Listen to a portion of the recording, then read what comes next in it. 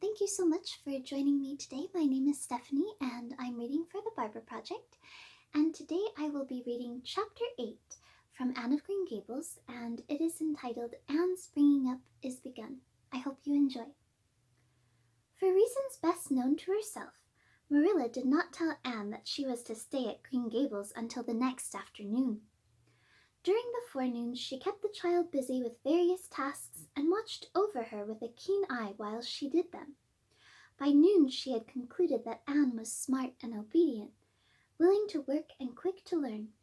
Her most serious shortcoming seemed to be a tendency to fall into daydreams in the middle of a task and forget all about it until such times as she was sharply recalled to earth by a reprimand or a catastrophe. When Anne had finished the dinner dishes, she suddenly confronted Marilla with the air and expression of one desperately determined to learn the worst. Her thin little body trembled from head to foot. Her face flushed and her eyes dilated until they were almost black. She clasped her hands tightly and said in an imploring voice, "Oh, please, Miss Cuthbert, won't you tell me if you are going to send me away or not? I've tried to be patient all the morning, but I really feel that I cannot bear not knowing any longer. It's a dreadful feeling. Please tell me." "You haven't scalded the dishcloth in clean hot water as I told you to do," said Marilla immovably. "Just go and do it before you ask any more questions, Anne." Anne went and attended to the dishcloth. Then she returned to Marilla and fastened imploring eyes on the latter's face. "Well," said Marilla, unable to find any excuse for deferring her explanation longer, "I suppose I might as well tell you. Matthew and I have decided to keep you. That is, if you will try to be a good girl and show yourself grateful. Why, child, whatever is the matter?" "I'm crying," said Anne in a tone of bewilderment. "I can't think why. I'm as glad can be. Oh, glad doesn't seem the right word at all. I was glad about the white way and the cherry blossoms, but this, oh, it's something more than glad. I'm so happy. I'll try to be so good. It will be uphill work, I expect, for Mrs. Thomas often told me I was desperately wicked. However, I'll do my very best. But can you tell me why I'm crying?" "I suppose it's because you're all excited and worked up," said Marilla disapprovingly. "Sit down on that chair and try to calm yourself. I'm afraid you both cry and laugh far too easily. Yes, you can stay here and we will try to do right by you. You must go to school, but it's only a fortnight till vacation, so it isn't worthwhile for you to start before it opens again in September." "What am I to call you?" asked Anne. "Shall I always say Miss Cuthbert? Can I call you Aunt Marilla?" "No, you'll call me just plain Marilla. I'm not used to being called Miss Cuthbert, and it would make me nervous." "It sounds awfully disrespectful to say just Marilla," protested Anne. "I guess there will be nothing disrespectful in it if you're careful and speak respectfully. Everybody, young and old, in Avonlea calls me Marilla except the minister. He says Miss Cuthbert when he thinks of it." "I'd love to call you Aunt Marilla," said Anne wistfully. "I've never had an aunt or any relation at all, not even a grandmother. It would make me feel as if I really belonged to you. Can't I call you Aunt Marilla?" "No, I'm not your aunt, and I don't believe in calling people names that don't belong to them." "But we could imagine you were my aunt." "I couldn't," said Marilla grimly. "Do you never imagine things different from what they really are?" asked Anne wide-eyed. "No." "Oh!" Anne drew a long breath. "Oh, Miss Marilla, how much you miss!" "I don't believe in imagining things different from what they really are," retorted Marilla. "When the Lord puts us in certain circumstances, he doesn't mean for us to imagine them away. And that reminds me. Go into the sitting room, Anne. Be sure your feet are clean and don't let any flies in. And bring me out the illustrated card that's on the mantelpiece. The Lord's Prayer is on it, and you'll devote your spare time this afternoon to learning it off by heart. There's to be no more of such praying as I heard last night." "I suppose I was very awkward," said Anne apologetically. "But then, you see, I'd never had any practice. You couldn't really expect a person to pray very well the first time she tried, could you?" I thought out a splendid prayer after I went to bed just as I promised you I would. It was nearly as long as the minister's and so poetical. But would you believe it? I couldn't remember one word when I woke up this morning, and I'm afraid I'll never be able to think out another one as good. Somehow, things are never so good when they're thought out a second time. Have you ever noticed that? Here is something for you to notice, Anne. When I tell you to do a thing, I want you to obey me at once, and not stand stock still and discourse about it. Just you go and do as I bid you. Anne promptly departed for the sitting room across the hall. She failed to return. After waiting 10 minutes, Marilla laid down her knitting and marched after her with a grim expression. She found Anne standing motionless before a picture hanging on the wall between the two windows, with her hands clasped behind her, her face uplifted, and her eyes a star with dreams. The white and green light strained through apple trees and clustering vines outside fell over the rapt little figure with half unearthly radiance. Anne, whatever are you thinking of? Demanded Marilla sharply. Anne came back to earth with a start. That, she said, pointing to the picture, a rather vivid chromo entitled Christ Blessing Little Children, and I was just imagining I was one of them, that I was the little girl in the blue dress, standing off by herself in the corner as if she didn't belong to anybody, like me. She looks lonely and sad, don't you think? I guess she hadn't any father or mother of her own, but she wanted to be blessed too, so she just crept shyly up on the outside of the crowd, hoping nobody would notice her, except him. I'm sure I know just how she felt. Her heart must have beat and her hands must have got cold, like mine did when I asked you if I could stay. She was afraid he mightn't notice her. But it's likely he did, don't you think? I've been trying to imagine it all out, her edging a little nearer all the time until she was quite close to him. And then he would look at her and put his hand on her hair, and oh, such a thrill of joy as would run over her. But I wish the artist hadn't painted him so sorrowful looking. All his pictures are like that, if you've noticed. But I don't believe he could really have looked so sad, or the children would have been afraid of him. Anne, said Marilla, wondering why she had not broken into this speech long before. You shouldn't talk that way. It's irreverent, positively irreverent. Anne's eyes marveled. Why, I felt just as reverent as I could be. I'm sure I didn't mean to be irreverent. Well, I don't suppose you did, but it doesn't sound right to talk so familiarly about such things. And another thing, Anne, when I send you after something, you're to bring it at once and not fall into mooning and imagining before pictures. Remember that. Take that card and come right to the kitchen. Now sit down in the corner and learn that prayer off by heart. Anne set the card up against the jug full of apple blossoms she had brought in to decorate the dinner table. Marilla had eyed that decoration askance, but had said nothing, propped her chin on her hands, and fell to studying it intently for several silent minutes. I like this, she announced at length. It's beautiful.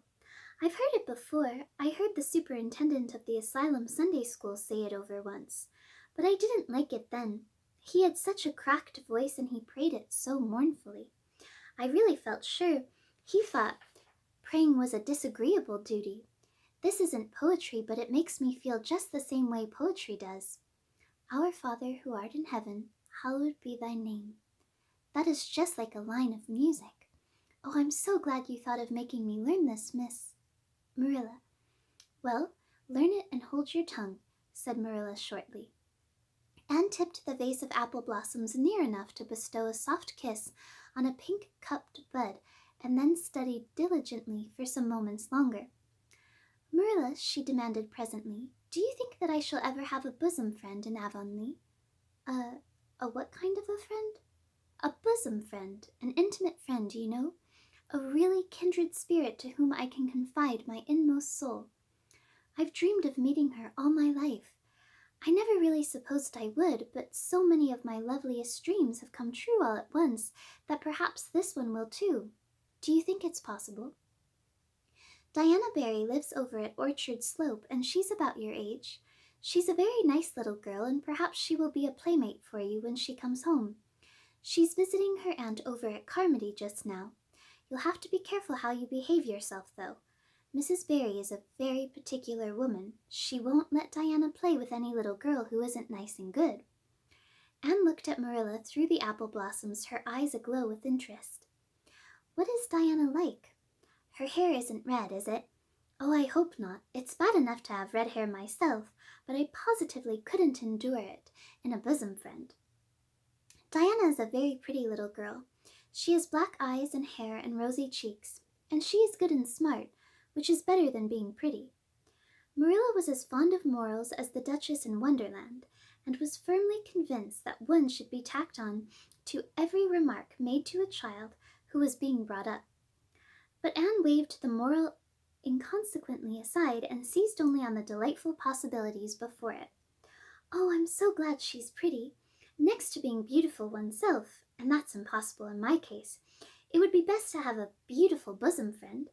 When I lived with Mrs. Thomas, she had a bookcase in her sitting room with glass doors. There weren't any books in it. Mrs. Thomas kept her best china and her preserves there, when she had any preserves to keep. One of the doors was broken. Mr. Thomas smashed it in one night when he was slightly intoxicated. But the other was whole, and I used to pretend that my reflection in it was another little girl who lived in it. I called her Katie Maurice, and we were very intimate. I used to talk to her by the hour, especially on Sunday, and tell her everything. Katie was the comfort and consolation of my life. We used to pretend that the bookcase was enchanted, and that if I only knew the spell, I could open the door and step right into the room where Katie Maurice lived, instead of into Mrs. Thomas's shelves of preserves and china. And then Katie Maurice would have taken me by the hand and led me out into a wonderful place, all flowers and sunshine and fairies, and we would have lived there happy forever after. When I went to live with Mrs. Hammond, it just broke my heart to leave Katie Maurice. She felt it dreadfully too, I know she did, for she was crying when she kissed me goodbye through the bookcase door. There was no bookcase at Mrs. Hammond's, but just up the river a little way from the house there was a long green little valley, and the loveliest echo lived there. It echoed back every word you said, even if you didn't talk a bit loud. So I imagined that it was a little girl called Violetta, and we were great friends, and I loved her almost as well as I loved Katie Maurice. Not quite, but almost, you know. The night before I went to the asylum, I said goodbye to Violetta, and oh, her goodbye came back to me in such sad, sad tones. I had become so attached to her that I hadn't the heart to imagine a bosom friend at the asylum, even if there had been any scope for imagination there.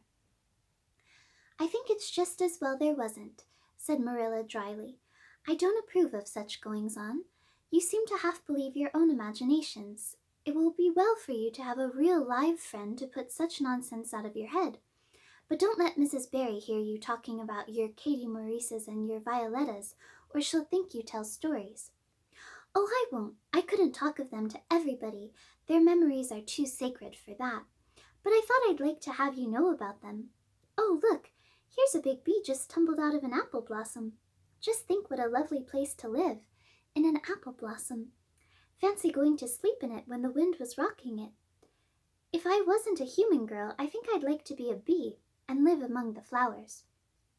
"Yesterday you wanted to be a seagull," sniffed Marilla. "I think you are very fickle-minded. I told you to learn that prayer and not talk, but it seems impossible for you to stop talking if you've got anybody that will listen to you. So go up to your room and learn it." "Oh, I know it pretty nearly all now, all but just the last line." "Well, never mind. Do as I tell you. Go to your room and finish learning it well, and stay there until I call you down to help me get tea." "Can I take the apple blossoms with me for company?" pleaded Anne. "No, you don't want your room cluttered up with flowers. You should have left them on the tree in the first place." "I did feel a little that way too," said Anne. "I kind of felt I shouldn't shorten their lovely lives by picking them. I wouldn't want to be picked if I were an apple blossom. But the temptation was irresistible. What do you do when you meet with an irresistible temptation?" "Anne, did you hear me tell you to go to your room?" Anne sighed, retreated to the east gable, and sat down in a chair by the window. "There, I know this prayer. I learned that last sentence coming upstairs. Now I'm going to imagine things into this room so that they'll always stay imagined. The floor is covered with a white velvet carpet with pink roses all over it, and there are pink silk curtains at the windows. The walls are hung with gold and silver brocade tapestry. The furniture is mahogany. I never saw any mahogany, but it does sound so luxurious. This is a couch all heaped with gorgeous silken cushions, pink and blue and crimson and gold, and I am reclining gracefully on it. I can see my reflection in that splendid big mirror hanging on the wall. I am tall and regal, clad in a gown of trailing white lace, with a pearl cross on my breast and pearls in my hair. My hair is of midnight darkness, and my skin is a clear ivory pallor. My name is the Lady Cordelia Fitzgerald. No, it isn't. I can't make that seem real. She danced up to the little looking glass and peered into it. Her pointed freckled face and solemn gray eyes peered back at her. "You're only Anne of Green Gables," she said earnestly, "and I see you, just as you are looking now, whenever I try to imagine I'm the Lady Cordelia. But it's a million times nicer to be Anne of Green Gables than Anne of Nowhere in particular, isn't it?" She bent forward, kissed her reflection affectionately, and betook herself to the open window. "Dear Snow Queen, good afternoon, and good afternoon, dear birches down in the hollow, and good afternoon, dear gray house up on the hill. I wonder if Diana is to be my bosom friend. I hope she will, and I shall love her very much. But I must never quite forget Katie, Maurice, and Violetta. They would feel so hurt if I did, and I'd hate to hurt anybody's feelings, even a little bookcase girl's or a little echo girl's. I must be careful to remember them and send them a kiss every day." Anne blew a couple of airy kisses from her fingertips past the cherry blossoms, and then, with her chin in her hands, drifted luxuriously out on a sea of daydreams. The end. Oh, that was a very sweet chapter. Thank you so much for joining me for this reading. I hope that it uplifted your spirits, and I look forward to reading in my next video, Chapter 9, which is entitled Mrs. Rachel Lynde is Properly Horrified. So thank you again for joining me, and I look forward to reading in the next video. Okay, bye!